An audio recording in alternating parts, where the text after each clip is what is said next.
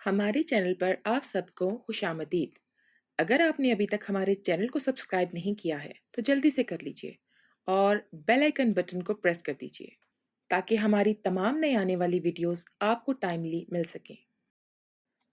انسان کو نشے کی عادت ہو جائے تو پھر اس سے نشہ چھوڑنا بہت مشکل ہو جاتا ہے۔ مجھے تو ہر شام ہی حسین عورتوں کی پناہوں میں گزارنے کی عادت ہو گئی تھی۔ کم عمر اور جوان لڑکیاں میری کمزوری بن گئی تھی۔ میں ہر رات ایک حسین لڑکی کے ساتھ گزار کر آتا اور خود کو مزید ایک خوبصورت مرد محسوس کرتا تھا۔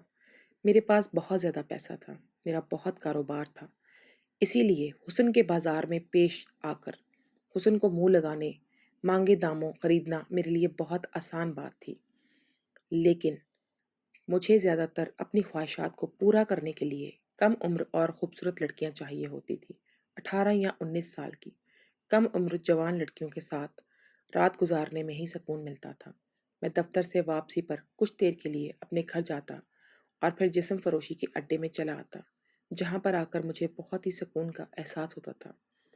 میں ہوں مہجبین بائی کے کوٹھے پر بیٹھ کر ہر ایک ایک کر کے نشے کے گھونٹ اپنے حلق میں اتارتا، اور جب پوری طرح نشے میں مست ہو جاتا تو میرے سامنے ایک کے بعد ایک حسین لڑکی چلی آتی، جس لڑکی پر میرا دل آ جاتا اور میں اس کا ہاتھ پکڑ کر کوٹھے کے کسی کمرے میں چلا جاتا اور رات بھر اس لڑکی کے ساتھ اپنی خواہشات کو مکمل کرتا۔ میری عمر 35 سال سے زیادہ ہو چکی تھی، لیکن میرے شوق کم عمر کے جوان لڑکے جیسے تھے۔ وہ جس کوٹھے تک لانے والا میرا ایک دوست فیاض تھا، جو میرے ساتھ ہی کاروبار میں پارٹنر بھی تھا۔ اس نے پہلی دفعہ مجھے مہجبین سے ملوایا تھا۔ جب میں پہلی دفعہ یہاں آیا تو میرے لیے یہ بات بہت ہی عجیب تھی اور شراب کو دیکھ کر مجھے الٹی آنے لگی تھی۔ لیکن وہ کہتے ہیں نا کہ حرام نے بڑی لذت رکھی ہے اور نیکی کا راستہ بہت مشکل۔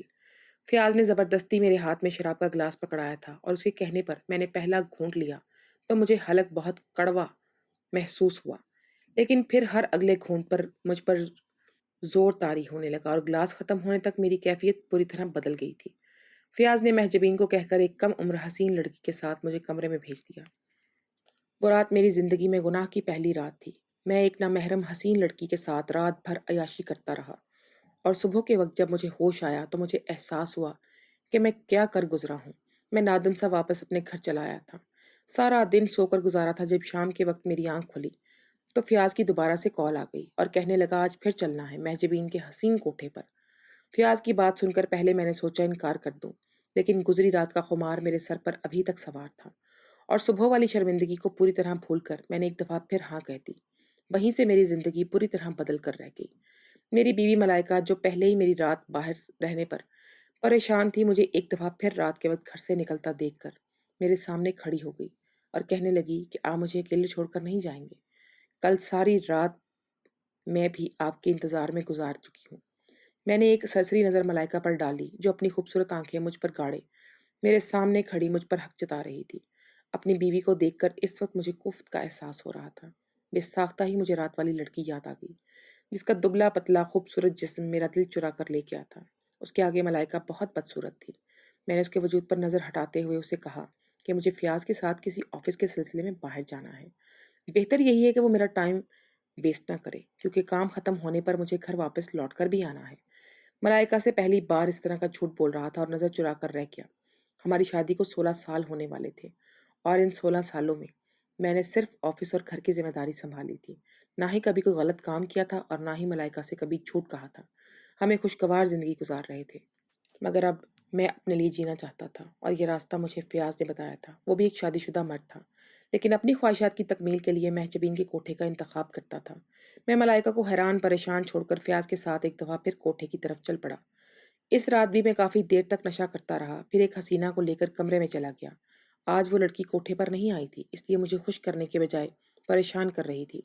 وہ باہر بار میرے آگے ہاتھ جوڑ کر میری منتیں کرتی تھی کہ میں اس پر رحم کھاؤں اور اسے چھوڑ دوں، لیکن مجھ پر شیطان سوار ہو چکا تھا۔ میں پوری طرح نشے میں ڈوبا ہوا تھا، اور کچھ ہی لمحوں میں نے پوری طرح اس پر قابو کر لیا۔ وہ چیختی تڑپتی رہی، مگر میں نے اس پر رحم نہ کیا، لیکن مجھ جیسے بھرپور مرد سے اپنے آپ کو بچا نہ سکی وہ، اور دیکھتے ہی دیکھتے میں نے اسے اپنا نشانہ بنا لیا۔ اگر میں نشے میں نہ ہوتا تو کبھی ایسی حرکت کرنے کے بارے میں سوچ بھی نہیں سکتا تھا، لیکن نشہ اسی لیے تو حرام ہے کیونکہ انسان نشے کی حالت میں صحیح اور غلط کو فرق بھول جاتا ہے۔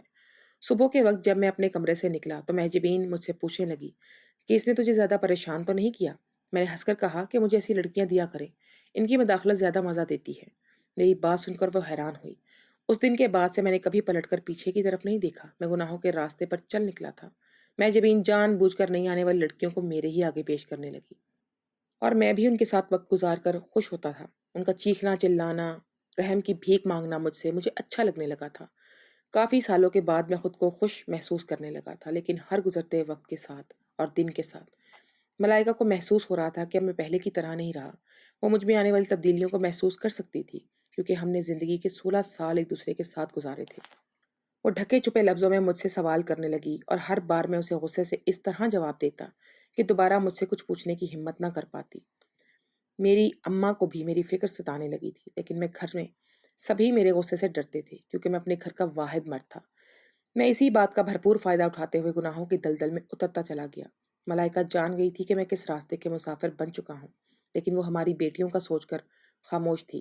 میرے کردار کی گندگی میں میری بیٹیوں کے مستقبل کے لیے داغ بن سکتی تھی، اور اسی بات کی فکر ملائکہ کو تھی۔ لیکن اب میں نے خود کو ہر فکر سے آزاد کر دیا تھا۔ کبھی کبھی میں اس کی آنکھوں میں آنسو آ جاتے اور وہ میرے ہاتھ پکڑ کر مجھ سے محبت اور توجہ کی التجا کرتی تھی، لیکن مجھے اس میں کوئی کشش محسوس نہیں ہوتی تھی۔ تو صبح کے قریب گھر آتا میں اور اپنی بیوی سے منہ پھیر کر سو جاتا۔ اماں کبھی کبھی مجھ پر غصہ کرتی اور کہتی، ابھی بھی وقت ہے، بہتر یہ ہے تو اپنا گھر اور اپنی بیوی کو دیکھ، کس طرح تیری بیوی دن رات تیری خاطر تیری بچیوں کی ذمہ داری نبھا رہی ہے، اور تو نہ جانے ہر رات کہاں گزار کر آتا ہے۔ ایسا نہ ہو کہ وقت ریت کی طرح تیرے ہاتھ سے پھسل جائے اور تجھے پچھتانا پڑے۔ اماں کی بات سن کر میں کوئی جواب نہ دیتا ہوں۔ اب میں ان سے کیا کہتا کہ میری بیوی گھر اور بچوں کی ذمہ داری میں اس قدر مگن ہو گئی ہے کہ اسے اپنا موٹاپا وجود نظر ہی نہیں آتا۔ بچوں کی پیدائش کے ساتھ ساتھ وہ اپنی ساری رانائیاں بھی کھو چکی تھی۔ گھر اور بچوں کی فکر میں اس کے چہرے کی رونق بھی ختم ہو گئی تھی، اور اسی لیے میں باہر کی جوان اور خوبصورت لڑکیوں کے ساتھ اپنی خواہشات پوری کر رہا تھا۔ ایسا نہیں تھا کہ میری بیوی بدصورت تھی، بلکہ میں نے اسے بہت پسند کر کے شادی کی تھی۔ ہم دونوں ایک ہی ساتھ یونیورسٹی میں پڑھتے تھے، اور وہیں سے ہمارا پیار کا آغاز ہوا تھا۔ ان دنوں ملائکہ بہت ہی حسین ہوا کرتی تھی، اور یونیورسٹی میں ہر کوئی اس کے حسن کا دیوانہ تھا، مگر اسے مجھ سے محبت ہو گئی، اور ہماری محبت کا یہ سلسلہ چل نکلا۔ پڑھائی ختم ہوتے ہی میں نے اپنے ابا کے خاندانی کاروبار کو سنبھال لیا اور ملائکہ کے گھر رشتہ بھیج دیا۔ ملائکہ کے گھر والوں کو اس رشتے پر کوئی اعتراض نہیں تھا، اس لیے بہت آسانی سے ہم دونوں کی شادی ہو گئی اور ہم اس بندھن میں بندھ گئے۔ لیکن عورت کی ساری خوبصورتی بچوں کی پیدائش کے عمل میں ڈھل جاتی ہے، اور ملائکہ کے ساتھ بھی ایسا ہی ہوا۔ پہلی بیٹی کی پیدائش پر ملائکہ کا وزن بڑھ گیا۔ گھر اور بیٹی کی ذمہ داری اٹھانے میں اسے اپنا خیال رکھنے کا وقت ہی نہ ملا۔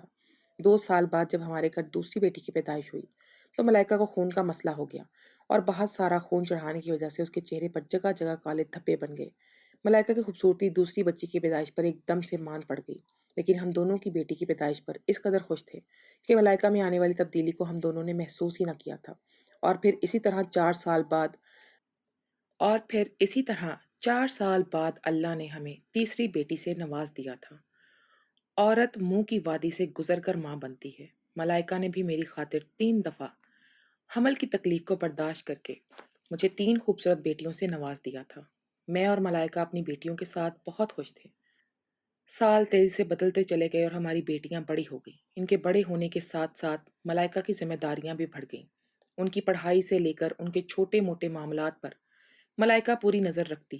میری بیٹیاں ہر میدان میں سب سے آگے تھیں، اور یہ سب ملائکہ کی محنت کی بدولت تھا۔ لیکن سب میں ملائکہ نے اپنے آپ کو کہیں کھو دیا تھا، اور اس بات کا احساس مجھے اپنے بزنس پارٹنر فیاض سے ملنے کے بعد ہوا، جب ایک روز میں نے لنچ ٹائم پر فیاض کو ایک خوبصورت حسینہ کے ساتھ دیکھا۔ اس نے بتایا کہ وہ اس کی بیوی ہے، اور اسے دیکھ کر میری آنکھیں کھلی رہ گئیں۔ فیاض کی عمر تقریباً میرے برابر تھی، اور وہ لڑکی تو بہت کم عمر لگ رہی تھی۔ فیاض نے سینہ چوڑا کر کے مجھے اس سے ملوایا تھا۔ میں یہ سوچ کر شرمندگی محسوس کر رہا تھا کہ اگر فیاض نے ملائکہ کو دیکھ لیا تو کس طرح میرا مذاق بنائے گا، کیونکہ اب ملائکہ مجھ سے بڑی لگنے لگی تھی۔ اتنی خوبصورت اور جوان بیوی ہونے کے باوجود بھی جب فیاض کوٹھے پر جا سکتا تھا تو پھر میں کیوں نہیں؟ میں جب بھی فیاض سے ملتا مجھے لگتا کہ میں نے کچھ غلط کیا ہے۔ مجھے اپنے ہر گناہ کے لیے کوئی نہ کوئی تعویل مل ہی جاتی تھی۔ میں اب اکثر صبح سویرے آفس نہیں آتا تھا، بلکہ آدھا دن سونے کے بعد آفس کا رخ کرتا تھا۔ میری توجہ کاروبار سے پوری طرح ہٹ گئی۔ 2 दिन से मेरी तबीयत कुछ ठीक नहीं थी और मैं महजबीन के कोठे पर भी नहीं जा सका। इसीलिए आज सुबह सवेरे ही दफ्तर चला आया था। दफ्तर का पूरा निज़ाम दरहम भरम हो चुका था। हर कोई मेरी गैर मौजूदगी का पूरा फ़ायदा उठा रहा था। मैं सुबह से लेकर शाम तक तमाम मामलात को देखता रहा था। शाम के वक्त मैं मैनेजर के साथ बैठा कुछ कागजात देख रहा था कि फयाज मेरे दफ्तर में चला आया और मुझे इशारा किया कि मैं मैनेजर को बाहर भेज दूं। मैंने कागजात को एक तरफ रखते हुए मैनेजर को बाहर जाने का इशारा किया। फयाज मेरे सामने बैठ गया और कहने लगा, यार 2 दिन से कहाँ गायब है? महजबीन तुम्हें याद कर रही हैं। आज सुबह ही उनका फोन आया था और एक नया और ताज़ा माल आया है। महजबीन ने मुझे कोठे पर बुलाया है और यकीन जान वहां जाकर तो मेरे होश ही उड़ गए। महजबीन ने तेरी इससे खातर रोक कर रखना चाहती थी, लेकिन मैं उसे देखकर खुद पर काबू नहीं पा सका और यहाँ आने से पहले उसका नशा करके आया हूँ। दिन तो मैं उसके साथ गुजार चुका, अब रात तू चले जाना। ऐसी खूबसूरत हसीना तो मैंने आज तक नहीं देखी होगी। यार उसे देखकर मेरा दिल तो धड़कना ही भूल गया था। फयाज की बात सुनकर मैं बुरी तरह से हंसने लगा। वो हर लड़की के बारे में ऐसे ही बात करता था। मुझे हंसता हुआ देखकर कहने लगा कि तू वहां जाएगा तो तुझे खुद ही पता चल जाएगा कि मैं कितना सच कह रहा हूँ। मैंने अपना सामान समेट लिया और फयाज से कहा कि अगर ऐसी कोई बात है तो मैं रात तक का इंतजार क्यों करूं। मैंने 2 दिन से हुस्न का नजारा नहीं किया था और अभी जाकर देखता हूँ ये कौन सा फूल है जिसे देखकर तू भंवरा बन गया है। फयाज अपने घर चला गया और मैं भी अपना काम खत्म करके ऑफिस से बाहर निकल आया। मुझे याद ही नहीं रहा कि मैं अपना मोबाइल फोन पर टेबल पर चार्ज लगाकर दफ्तर में ही भूल गया हूँ। मैं पूरी रफ्तार से गाड़ी चलाता हुआ शहर के इस इलाके पहुंच गया था जहां इज्जतदार लोग हमेशा मुंह छुपाकर आया करते थे और अपनी शराफत का भरम कायम रखते थे। मेरी मंजिल महजबीन का कोठा था, जिसे मैं अंदर जैसे ही दाखिल हुआ मुझे देखकर वो कहने लगी, मियाँ हम तुम्हारा इंतजार कर रहे थे, तुमने आने में बहुत देर लगा दी। तुमसे पहले हमारा और एक ग्राहक आ गया था, अभी वो कमरे में है, जैसे ही वो निकलेगा तुम्हारी बारी आ जाएगी। उन्होंने अपने हाथ से शराब का गिलास भी मेरी तरफ बढ़ाया और कहने लगी, आज तमीज नशे की जरूरत तो नहीं, लेकिन जब तक फारिग बैठे हो इसे ही पीकर अपना बहलावा कर लो। रूह की प्यास सुनकर मेरे अंदर तजस्सुस जाग उठा था। पहले ही फयाज इस हसीना की तारीफों के पुल बांध रखता है और अब महजबीन ने भी मेरे तजस्सुस को पूरी तरह हवा दी थी। मेरे अंदर अजीब सा जज्बात बनने लगे और शराब का नशा चढ़ता जा रहा था। मैं सोच रहा था कि आज की रात यकीनन बहुत यादगार होने वाली है, लेकिन मुझे क्या मालूम था इतनी यादगार हो जाएगी। काफी देर के बाद महजबीन ने मुझे बताया कि दूसरा ग्राहक जा चुका है और मेरी बारी आ गई है। मैं नशे में मस्त खड़ा हूँ और पूरी शान से चलता हुआ ऊपर बने कमरे में चला गया। मुझे यहाँ पर आते हुए 4 महीने तो गुजर चुके थे और इन 4 महीनों में मैंने कई लड़कियों को देखा था। हर लड़की इतनी मज़ाहमत क्यों ना करती, लेकिन वो ज़्यादा देर मेरे आगे टिक नहीं पाती थी और मैं ऐसे ही लम्हों में ठीक कर दिया करता था। यही सोचता हुआ कमरे में दाखिल हो गया कि आज की रात भी मैं पूरी तरह अपनी मर्दानगी आजमाऊंगा। बेड पर एक लड़की मेरे सामने सुर्ख लिबास में बैठी हुई थी और उसके चेहरे पर घूंघट डाला हुआ था। दुबली पतली नहीं थी, बल्कि उसका जिस्म भरा नजर आ रहा था। उसका वजूद धीरे धीरे लरज रहा था, जैसे वो रो रही हो। लेकिन ये कोई नई बात नहीं थी। यहाँ आने वाली लड़की शुरू में ऐसे ही रोया करती थी और उसके गोरे चिट्टे हाथ पांव सुर्ख रंग से छापे लगे हुए थे, जिन्हें मेहंदी के तौर पर लगाया गया था। उसके हाथ पांव बहुत ही खूबसूरत लग रहे थे। कुछ लम्हे दरवाजे पर खड़ा उसके वजूद को नजरों में उतारता रहा था और फिर धीरे धीरे कदम बढ़ाता हुआ बिस्तर के करीब आया तो मुझे महसूस हुआ ज़ारों के तार वो रो रही है। मैंने जैसे ही उसका हाथ पकड़ा तो उसे करंट लगा। वो घबरा कर पीछे हटी तो मैंने उसे पकड़कर अपनी बाहों में भर लिया। उसके एकदम पीछे हटने और मेरे पकड़ने की वजह से उसके चेहरे से दुपट्टा हट गया और उसके चेहरे पर नजर पड़ते मेरे जिस्म में करंट दौड़ गया था। मुझे अपनी आंखों पर यकीन नहीं आ रहा था। मुझ पर नजर पड़ते ही उसकी हालत भी बदल गई। मैं लड़खड़ाते हुए बिस्तर से खड़ा हो गया। मुझे लगा कि शायद नशे की वजह से मुझे इस लड़की का चेहरा समझ नहीं आ रहा, लेकिन काफी देर तक देखने के बाद भी उसके चेहरे में कोई तब्दीली नहीं आई थी। अलबत्ता उसके चेहरे पर आने वाले नफरत के आसार मुझे वाजे दिखाई दे रहे थे। वो जिस तरह मुझे देख रही थी, मेरा दिल चाहा कि जमीन फट जाए और मैं इसमें समा जाऊं। मैं सोच भी नहीं सकता था कि किस्मत मुझे ऐसा दिन दिखाएगी। मैंने फौरन ही आगे बढ़कर उसे संभालने की कोशिश की, लेकिन वो तो बुरी तरह चीख रही थी। ऐसा लगता था जैसे कोई पागल हो। उसकी चीखों से सारा कोठा गूंज रहा था। महजबीन बाहर से आवाजें आ रही थी। वो कहने लगी, इसे खामोश करवाओ। एक लड़की को काबू करना तेरे लिए क्या मुश्किल है? 2 थप्पड़ इसके मुंह पर मार, इसकी आवाज खुद ब खुद बंद हो जाएगी। सबसे पहले भी तो वो 2 मर्द उसे भुगता कर गए हैं। महजबीन की बात सुनकर मेरा खून रगों में जम गया था। वो जिसे 2 थप्पड़ मारने की बात कर रही थी, उसने मैं ऊंची आवाज में बात करने का भी सोच नहीं सकता था। मैंने आगे बढ़कर बहुत मुश्किल से उसे संभाला। उसे खामोश करवाया, लेकिन वो बार बार मुझे धक्के दे रही थी। ऐसा लग रहा था उसने मेरी मौजूदगी से घुटन हो रही है। मैंने उसे पूरी तरह दुपट्टा उड़ाया और खुद में छुपा लिया।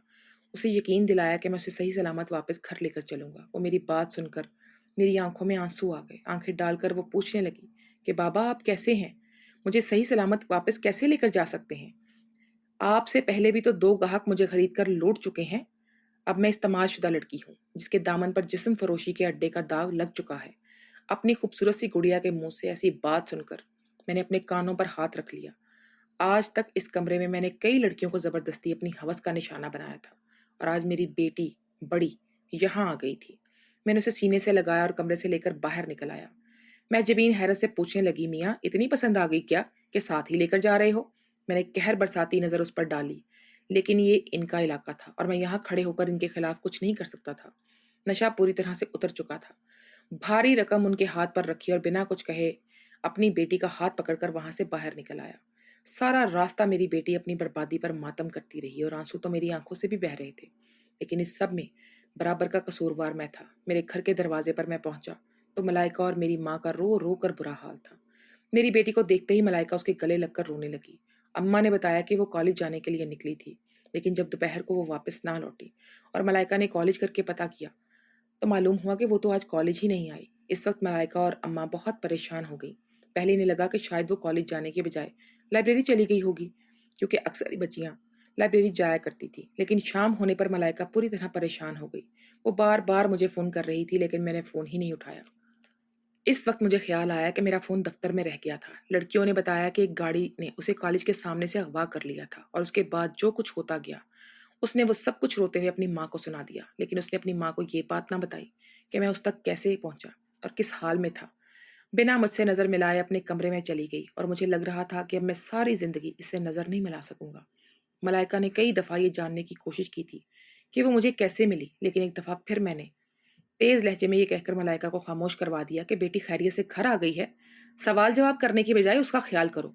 सारी रात मैं जाए नमाज बिछाकर अल्लाह के हजूर अपने गुनाहों की माफ़ी मांगता रहा।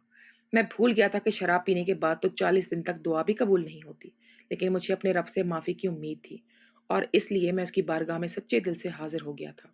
मैंने फ़याज़ से ताल्लुक़ ख़त्म कर दिया था। मैं उसके साथ अपना कारोबार भी अलग करने वाला था। जब इंसान कोई बुरा काम करता है तो वो बुराई घूम फिर कर उसके दरवाजे पर भी आ ही जाती है, और मेरे साथ भी ऐसा ही हुआ था। मैंने अपनी ही बेटियों का घ- उजाड़ा था, और बदले में मेरी ही बेटी उजड़ गई थी।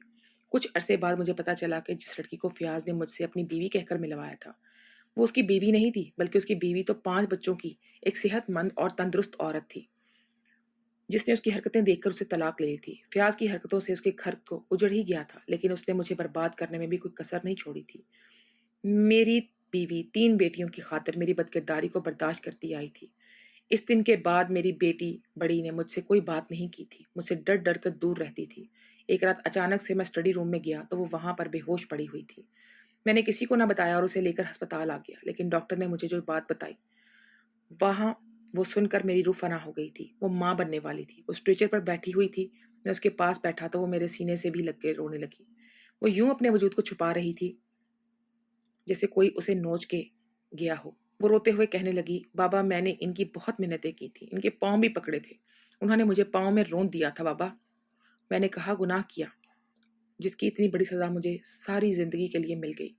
बाबा आपकी लाडली बेटी उजड़ गई है। उसने बहुत जोर से मुझे पकड़ा हुआ था, उसे सांस भी मुश्किल से आ रहा था। वो मुझे बार बार कह रही थी, बाबा ये जिंदगी मुश्किल है, बाबा मुझे मार दे, मेरी जान ले लें बाबा, मैं मेरी वजह से आपकी बदनामी होगी बाबा। वो मेरे बाजुओं में घबरा कर गिर गई। उसकी सांसें उखड़ने लगी थी। ऐसे लग रहा था उसके हलक में आवाज अटक गई है। वो बोलना तो चाह रही थी, लेकिन उसकी आंखें लाल हो गई थी।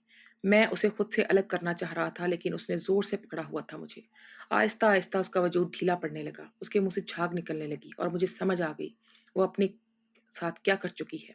उसकी सांसें थम गई थी। वो मेरी नन्ही सी जान जब पैदा होकर मेरे बाजुओं में आई थी, जैसे मुझे देख रही थी, आज भी उसकी निगाहें मेरे चेहरे पर जम गई थी। मेरे आंसू गिर रहे थे। मैंने सोचा भी नहीं था कि उसकी आंखों में अपने हाथों से मैं बंद करूंगा। जब ये बात मलाइका तक पहुंची, उसकी हालत मुझसे भी ज्यादा बुरी हो गई थी। उसने चीख चीख कर घर सर पर उठा लिया। मेरी दोनों बेटियां मुझसे चिपक गई थी, और इस वक्त इन सब का जिम्मेदार मैं खुद को समझ रहा था। वक्त गुजरने लगा। मैंने मलाइका को समझा लिया था। वो लोग भी पकड़े गए थे जो मेरी बेटी को वहां छोड़कर आए थे। اور ایک دن میں آفس میں بیٹھا ہوا تھا، میرے ہاتھ میں میری بیٹی کی تصویر تھی۔ میں نے چیئر سے ٹیک لگائی، تصویر کو سینے سے لگا لیا۔ اچانک کسی نے تصویر پکڑی۔ میں نے آنکھیں کھول کر دیکھا تو فیاض کھڑا ہوا تھا۔ اس کے چہرے پر پریشانی چھا گئی تھی۔ اس نے کانپتے ہوئے ہاتھوں سے تصویر ٹیبل پر رکھ دی اور کہنے لگا، یہ بیٹی تھی تمہاری۔ میں نے کوئی جواب نہ دیا۔ میرے آنسو گرتے چلے جا رہے تھے۔ اچانک سے وہ میرے قدموں میں گر گیا اور کہنے لگا، ایک جیسی سزا بھگت چکے ہیں ہم۔ وہ رو رہا تھا۔ میں نے اسے آفس سے جانے کا کہا تو وہ چلا گیا، لیکن میں پہلے سے بھی زیادہ بدل گیا تھا۔ مجھے بدلنے کے لیے میری بیٹی کی جان گئی تھی۔